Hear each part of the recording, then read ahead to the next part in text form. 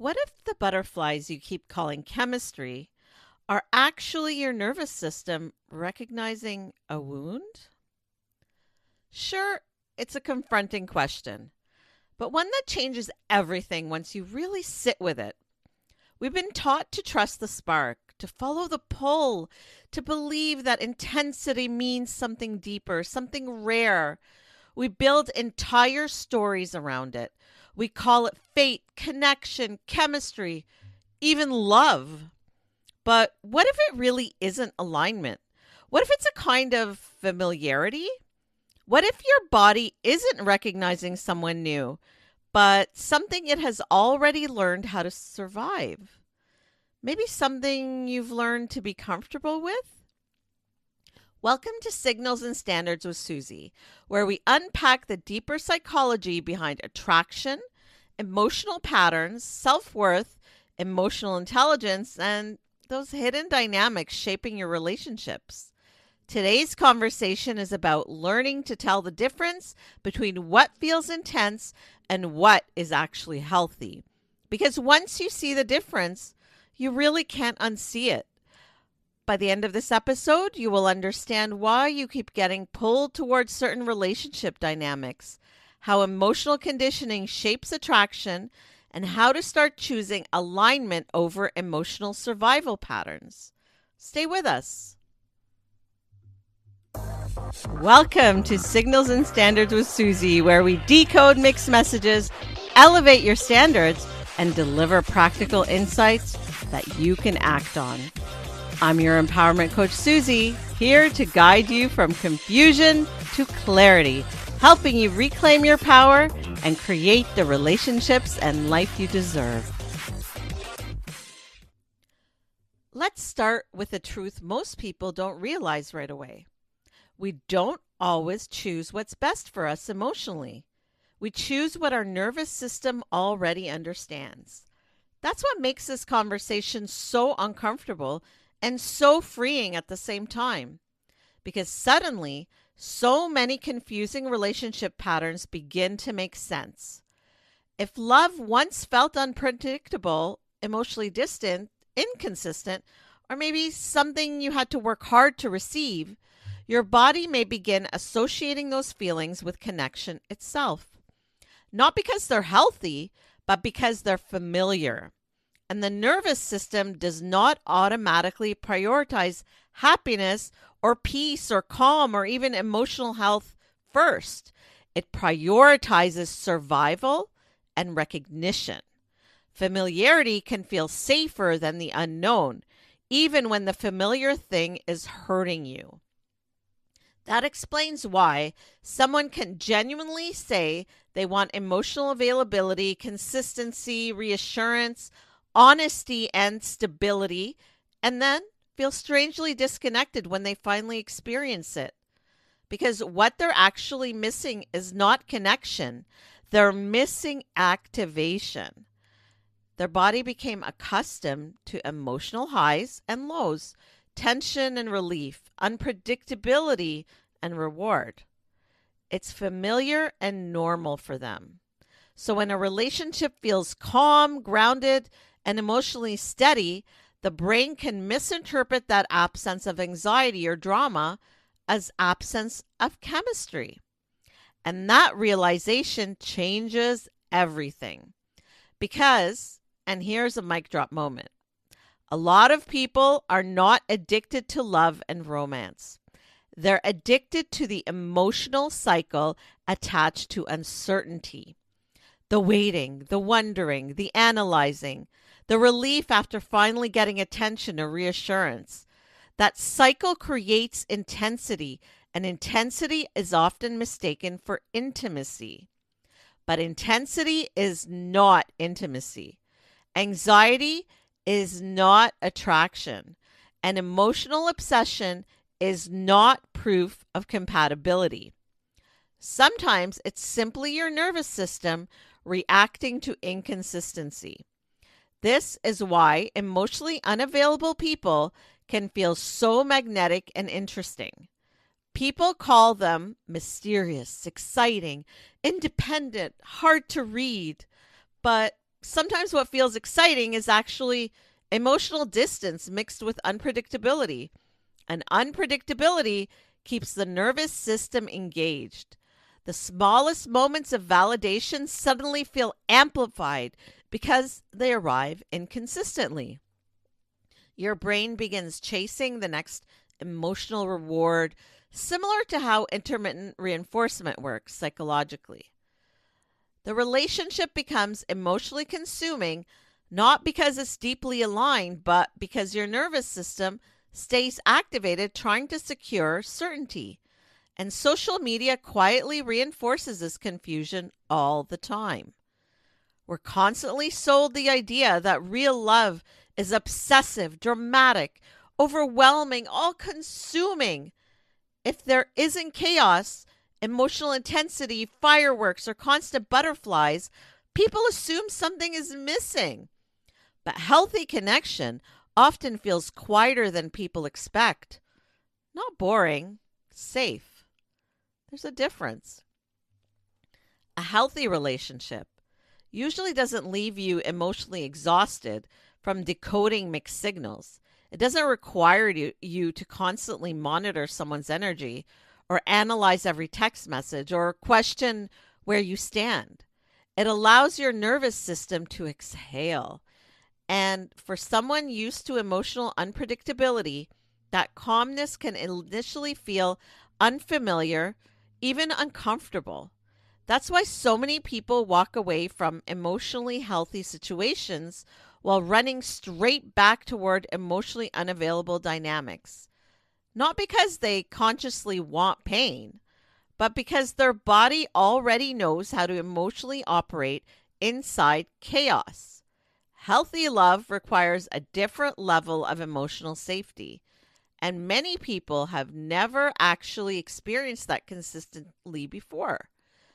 Another important part of this conversation is understanding how deeply these patterns shape our entire lives, not just romantic relationships. You see it in friendships where someone overgives, overfunctions, or emotionally carries everyone because they unconsciously believe their value comes from what they provide rather from who they are. You see, in the workplace too, where people desperately seek approval from emotionally unavailable leaders because it mirrors old emotional conditioning around earning validation. You see it in communication patterns where someone tolerates chronic disappointment while calling themselves patient, understanding, or low maintenance. A lot of people are not actually asking, does this relationship feel healthy? They're asking, how do I finally make this person choose me? And that changes the entire dynamic. Because once love becomes something you believe you must earn, relationships stop being about connection and start becoming emotional performance. You try harder, you over explain more, you over accommodate more, you shrink your needs, you confuse self abandonment with loyalty, and eventually, exhaustion starts feeling normal. That's not chemistry. That's survival mode wearing a romantic disguise. One of the best ways to understand emotional familiarity is to imagine hearing an old song you grew up with. Even if the song carries painful memories, your body still recognizes the rhythm immediately. There's comfort and recognition, and that's how emotional patterns work too. We often return to emotional environments our nervous system already knows the lyrics to, even when those environments are unhealthy.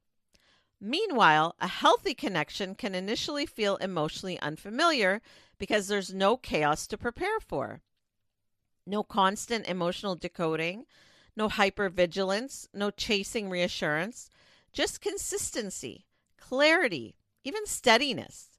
And for someone who learned to associate love with unpredictability, that quietness can feel almost suspicious at first.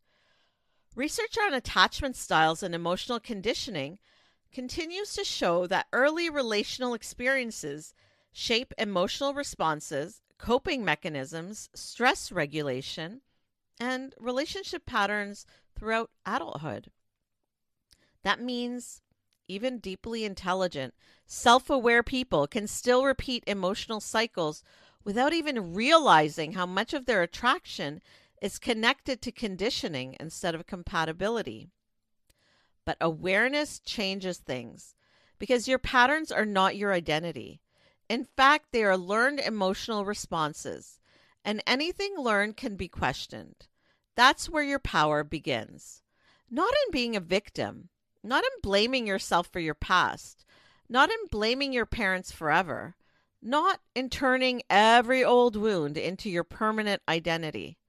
The power comes from becoming conscious enough to pause before automatically repeating the pattern again. So the next time you feel instantly attached to someone, pause before calling it chemistry. Ask yourself, what exactly feels familiar here? Is this emotional safety or emotional unpredictability I've normalized? Is my body calm or activated? That pause matters more than people realize because it gives you something emotional conditioning rarely gives you automatically: a choice. I remember a time in my own life that made this impossible to ignore. I used to describe emotionally unavailable people as mysterious and exciting. Then one day I met someone who is emotionally clear, kind, grounded, and consistent. And instead of instantly relaxing to it, it made me feel really uncomfortable, awkward even. The moment stopped me in my tracks because I realized I wasn't chasing love. I was chasing emotional recognition. My nervous system knew chaos better than peace at that point in my life. But the deeper, harder truth was this: it wasn't just bad luck that kept leading me there. I had to admit to myself that I was making choices that reinforced those patterns. That realization was so uncomfortable, though. But you know what? It was also very empowering because it meant I could choose differently. I had the choice, I had the power, I had to make the right choice. Once I saw that clearly, I started to take responsibility for my patterns instead of blaming circumstances and bad luck.